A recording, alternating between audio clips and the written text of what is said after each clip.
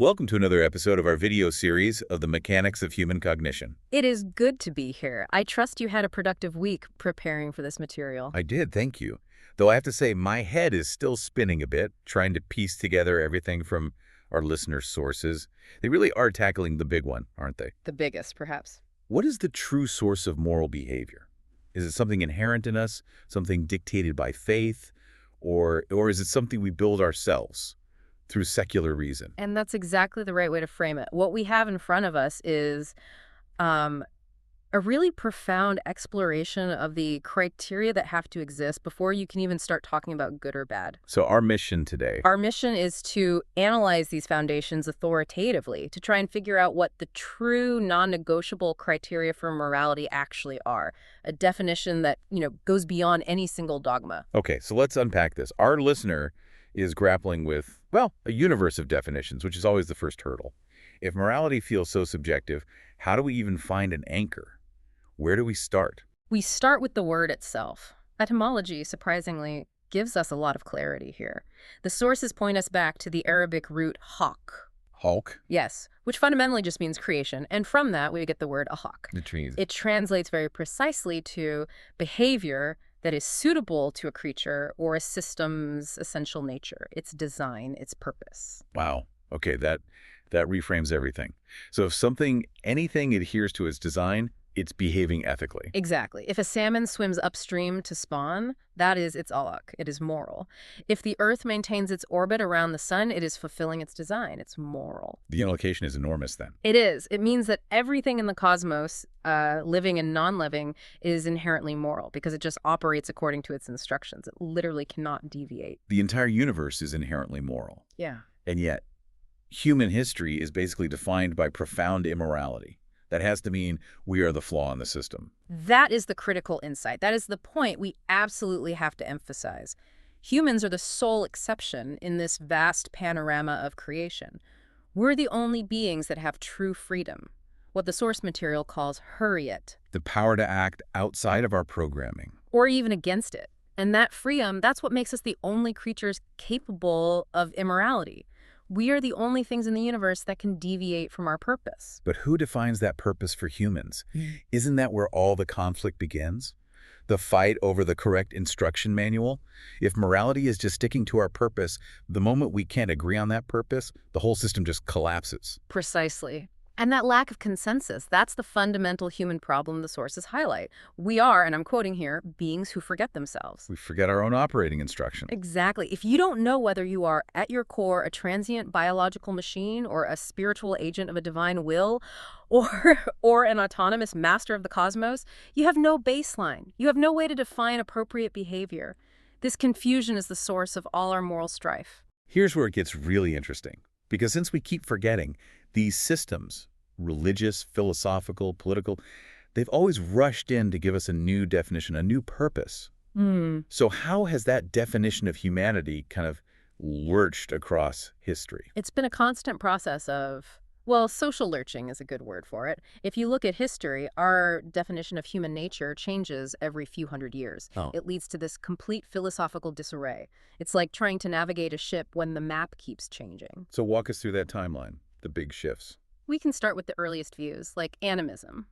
There, humanity wasn't separate from nature at all. We were seen as a reflection of a divine soul interconnected with everything. So morality was just interdependence. You can't harm the world without harming yourself. Exactly. But then that system was replaced by something totally different with the rise of the great monotheistic religions. A huge shift. A profound shift.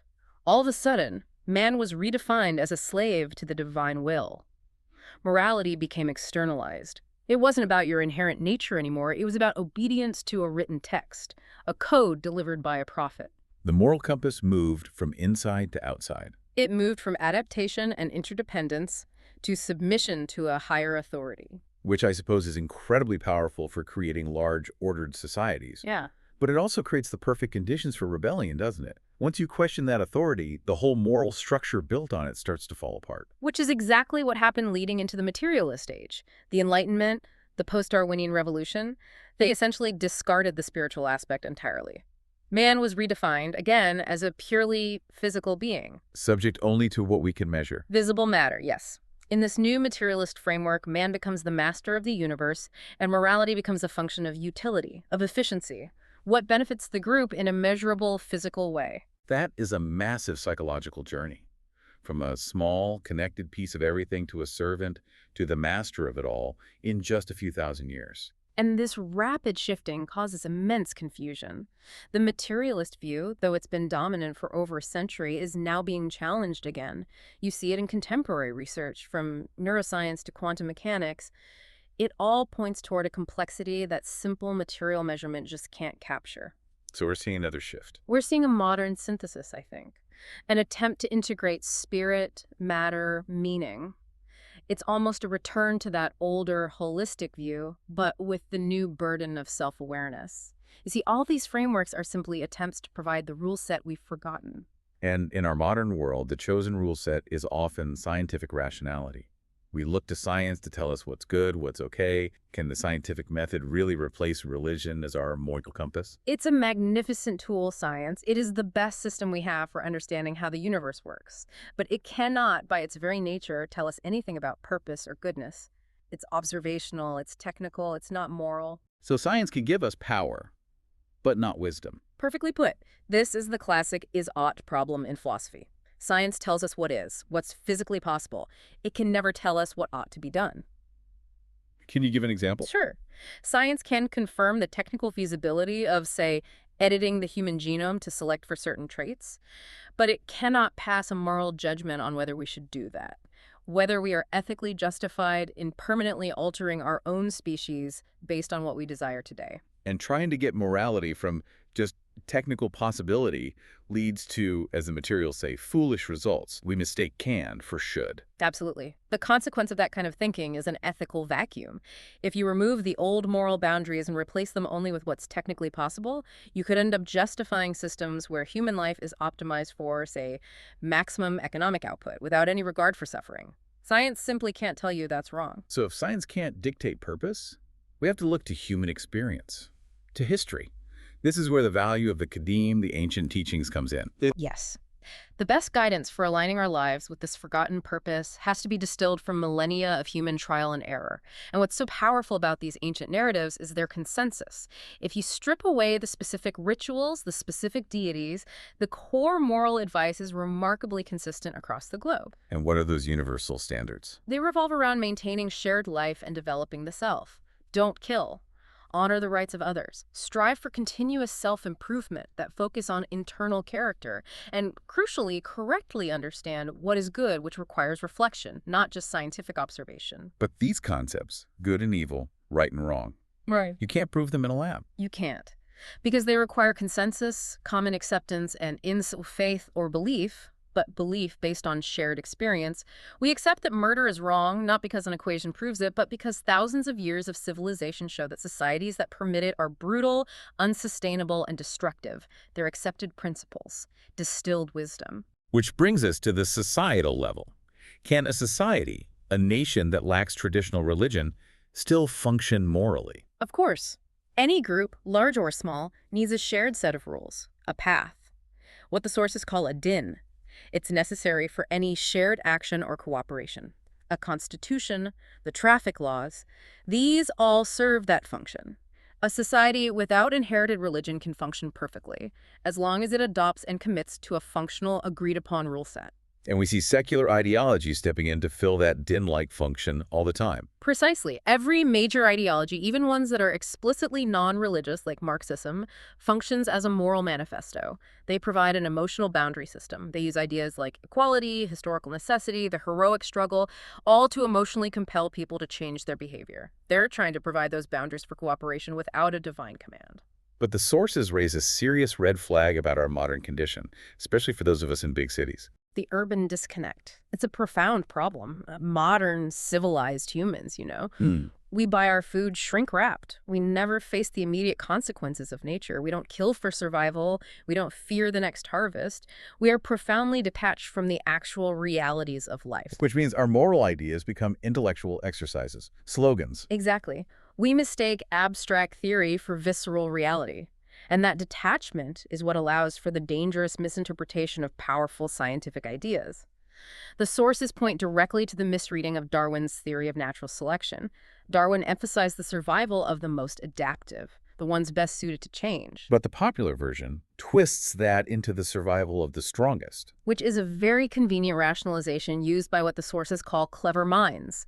This mistake, this idea that life is just a brutal competition where the strongest must dominate the weakest, has been used to justify everything from fascism to the profound immorality we see in some forms of modern capitalism. A system that allows incredible luxury to exist right next to mass poverty, all justified by a false biological premise. It is the ultimate result of that disconnect from nature. We've lost the idea of interdependence. In nature, cooperation is very often the most adaptive trait. But when we apply this brutalist, stripped-down reading of nature to our own systems, we create these huge ethical blind spots. So, given all these flawed systems and our own disconnection from reality, where does secular thought laicite fit in? Is it the final answer? It's a necessary tool, a key, but it is not the solution itself. How do you mean? The original word, laicus, just meant layman, Right. a non-cleric. So secularism is the idea that spiritual authority shouldn't dictate civic life. It's the starting point for critical thought because it gives the individual permission to question authority. It frees you up to ask. To ask, are these rules I've been given truly divine will, or are they just rules imposed by a power structure for control? So it frees the individual conscience. Yes, its value is emancipation. It clears the board. But, and this is a very significant warning in the sources, if you remove that scaffolding of traditional religion, which gave people easy moral boundaries like don't steal or God will be angry, if you remove that without replacing it with a functional ethical structure, you are inviting chaos. A moral vacuum. Precisely. If we remove the external control before the internal conscience is fully developed, the fear is a rapid, uncontrolled societal breakdown. You go from an ordered society with questionable foundations to just a chaotic, self-serving mass. So the real task isn't just to tear down the old systems. It's for the individual to become the architect of their own moral life. That is the mandate of that freedom of Hurriyet. True human maturity is about synthesizing knowledge, taking that ancient distilled wisdom about human nature, applying the critical tools of today, and building your own personal din, your own path. The goal is to move from being a follower of imposed rules to a responsible creator of your own ethical framework. That is the true meaning of a secular life. This has been a really powerful journey, from defining morality as purpose, through all these shifting definitions of what it means to be human, and landing on this very challenging mandate of secular autonomy. It seems morality is just. It's inextricably linked to our understanding of our own purpose. And that purpose is so often obscured by our collective habits. The difficulty is trying to implement these rational, self-governed systems when you consider the nature of large groups of people. Which brings us right to the final provocative thought that our sources force us to look at. They suggest that when humans gather in large numbers, they frequently behave worse than sheep, Meaning more destructive, more irrational. and often working against their own collective best interest, which isn't true for natural flocks. So if this tendency towards collective irrationality is a fundamental part of humanity, how can we possibly succeed in developing these sophisticated, rational, secular systems that rely on individual wisdom and free will to maintain any kind of moral order? And that is the essential paradox of democracy, isn't it? We rely on the rational individual to somehow counteract the tendency of the irrational crowd. We are left asking whether our very freedom is doomed by our propensity for a collective stupidity. A chilling question to leave you with. We encourage you to continue your own exploration of these ideas. Your curiosity is the engine that drives this entire conversation. Until next time, keep questioning your own purpose.